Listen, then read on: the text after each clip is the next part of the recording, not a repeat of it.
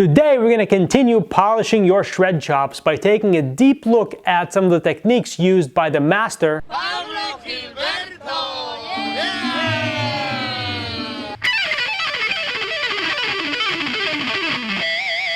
I'm going to break down some of the techniques he uses to shred as fast and as clean as he does and show you how you can apply them in your playing and your practicing so you can start moving the needle on your speed as well. And the first thing I want to take a look at by him is his guitar solo with Mr. Big. And I remember watching that video clip over and over on repeat years ago because it was just so incredibly jaw-dropping and inspiring. I want you to watch Paul play a couple of fast runs, and I want you to notice his fretting hand and what happens to it when he stops playing. And you can see that not only is his hand immediately relaxed, but that it was already incredibly relaxed while he was playing.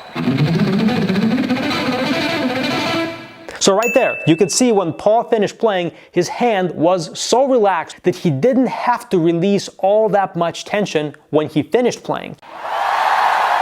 This is a very important detail, and this is a great test for you to know if you are playing with extra tension. If, when you finish playing, you feel like you have to relax a lot, sort of like you finish playing and then, I'm done playing. If you feel even a little bit like that, you're doing it wrong. You're using way too much tension. Be more like Paul Gilbert. Good play. Now the next clip is from Paul Gilbert's instructional video, and you can see Paul playing his famous 4-note picking lick, and he is sometimes picking the strings very lightly with a lot of palm muting, and sometimes very open, very aggressively with a lot of pick attack. But what I want you to notice is how the level of tension in his fretting hand while he's doing it does not change. So hitting it harder. Unmuted.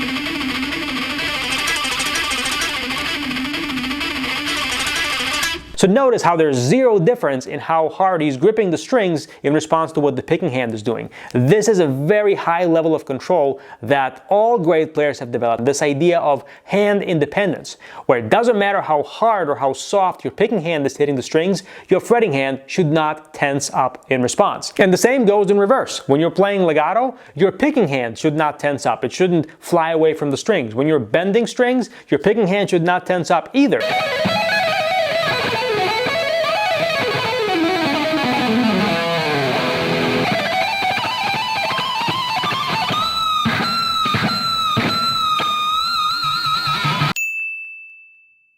This is a really important nuance of technique that most guitar players miss completely, but hopefully you won't. Now check this out. You can see Paul wiggle his left elbow from side to side while he's playing. And this is a great barometer for how well you're controlling excessive tension in your playing. Because if you can play and wiggle your elbow from side to side like this, it's a great sign that you're probably quite relaxed. And back when I was still trying to figure out what the heck it even means to play guitar and be relaxed, I was watching these potato cam clips of great players, and I was looking for any kind of visual clue that would help me understand how their body's feeling while they were playing. And this is one of the biggest clues that I found, and I thank Paul Gilbert for that.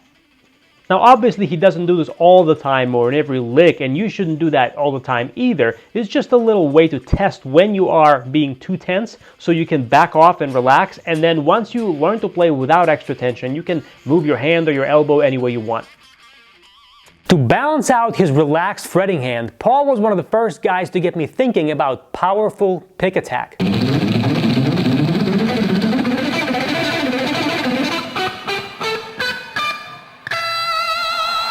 Or as he called it, baseball card and bicycle spokes articulation. And I bring this up because if you're struggling to keep your hands in sync right now as you try to play faster, an easy way to solve this is to simply make your articulation better. What you don't want is your articulation to become progressively weaker and softer as the speed increases. This is the problem many guitar players run into, but not someone like Paul Gilbert. You can see it doesn't matter how fast he plays, his articulation never gets weaker. And a great way to practice this is to simply play unplugged, or at least spend some of your practice time playing unplugged. That is going to reveal any weaknesses or flaws in your pick attack and make your articulation stronger just from doing it. And as you practice this, your two-hand synchronization at higher speeds also will have no choice but to increase, because it's literally impossible. It's a physical impossibility for you to hit the notes with a lot of power and have a lot of articulation and have your hands not be in sync at the same time. Those two things cannot coexist. And by the way, the best way to tell if you're improving with your pick attack and articulation is to contrast the power of your pick notes and the power of your legato, hammer-ons and pull-offs. And Paul Gilbert is also a master at this. If you listen to his licks,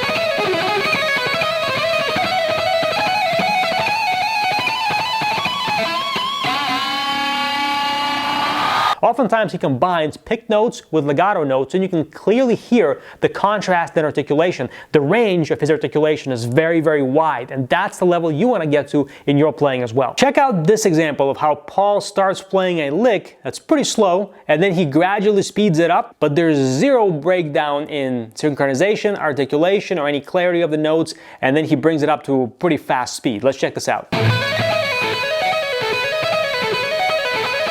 Notice how his technique, his motions in the picking hand and the fretting hand do not change as he goes from slow to fast. And this is so incredibly critical. And it's also very rare to see a great player demonstrate something with that level of precision at close-up range, going from slow to fast. Even when Paul is playing slow, the notes are super clean. There's no string noise. The synchronization is flawless. The articulation of every note is total perfection. And the lesson for you is, when you're learning something slow, the lick should sound good at slow speed. Duh. Of course. It should be pleasing enough to the ear that you can put it on a record and have it sound good even if it's slow. That's the level of perfection and precision you need to get even at slow speeds before you start bringing stuff up to higher tempos. One other thing about Paul's technique that's been a huge influence on my picking style is the way he holds his pick. I've talked about this in more detail in other videos on my channel. I'm going to link to one of them right here. But to recap really quickly, I rest the pick against the side of my index finger, like this, and then I put the thumb on top of it. And most importantly is I let the thumb hang over the edge of the pick. This is really important because it brings the pick closer this way, closer to the wrist joint, which does the picking. And because the thumb hangs over the edge of the pick, I'm able to jam it into the base of my thumb right here, which lets me hold the pick really firmly in place without having to squeeze it very hard with the index finger, with the thumb and the index finger. In fact, I'm not really squeezing it very hard at all, but the pick is quite firm inside of my grip, and because it's close to the main joint that's doing the picking, I'm able to get a lot of power to the string as well, even when playing unplugged.